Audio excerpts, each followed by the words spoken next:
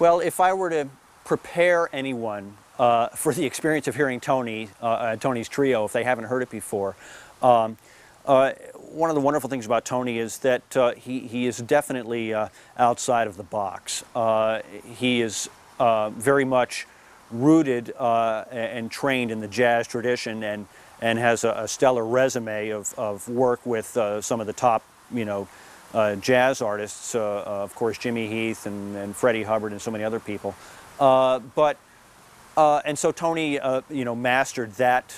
part of the vocabulary. But one of the great things about Tony is he doesn't sound really like, he doesn't sound like any other guitar player, but even more specifically, he doesn't sound like any other jazz guitarist, either in terms of his tone, the timbre of his guitar, his vocabulary, his sound and his attack and everything. So I think if someone picks this up and is not yet apprised of what Tony's trio is about musically, if they're expecting that sort of thuddy, sort of cardboard box, wooden, dull sort of jazz guitar sound, and not to disparage that, in the hands of the great, more traditional jazz guitarists, it's a beautiful sound, but it tends to be somewhat of a monodimensional sound in terms of being tonally expressive. And I think that he has a very different sound from the jazz guys. He's got a very bright attack, you could almost say maybe a thin or a brittle sound at times, that really makes everything he's playing, every aspect of his touch, very clear. And there's no ambiguity as to what's happening with Tony's fingers and what's happening in Tony's brain on the way to his fingers. And it's kind of refreshing. I think you could say it's almost like a cold splash of water in the face compared to the sort of the mellow approach of a lot of jazz guitar players. The Red Door has really been an oasis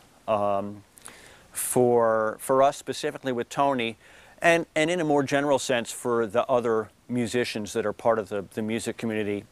around that part of Connecticut. And even further away. I mean, musicians come up from New York to play at the Red Door because places like that are few and far between. It has been a place where we've had a regular jazz night along with a guy who comes in and offers sushi from the kitchen. Off and on now for a long time, I guess probably going on about 6 or 7 years that's been in place. Originally the place was called Fat Daddy's, and it changed hands a few times, and the current owner changed it to the Red Door, and fortunately for us was agreeable to continuing the tradition of the jazz and sushi night, the mid-week thing. A guy named Tom DeVino, who's a drummer friend of ours in Watertown, was really instrumental in keeping that alive and organizing it and sort of keeping the club interested in the idea and having it work so that it was something that they could fit in during the week and not entertain other ideas. But it's having a regular venue is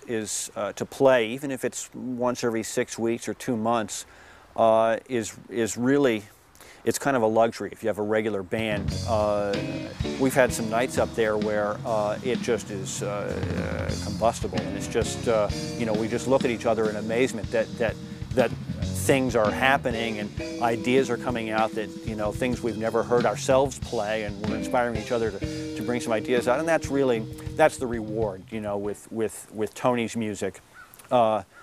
specifically, and in a more general sense too with improvised music. But Tony's music certainly places a priority and a premium on that high level of improvised interplay, and when it happens, it's wonderful and it makes it all worthwhile, and it really doesn't matter where it happens. It's special when we can have that happen, and people are there to enjoy it and experience that with us, and Tony has his loyal fan base, folks, friendly faces that we see just about every gig, and of course we appreciate so much that those people take the time to come out and support us and hear us and inspire us, and it's a special feeling when you're playing and doing your best and something special is happening musically, and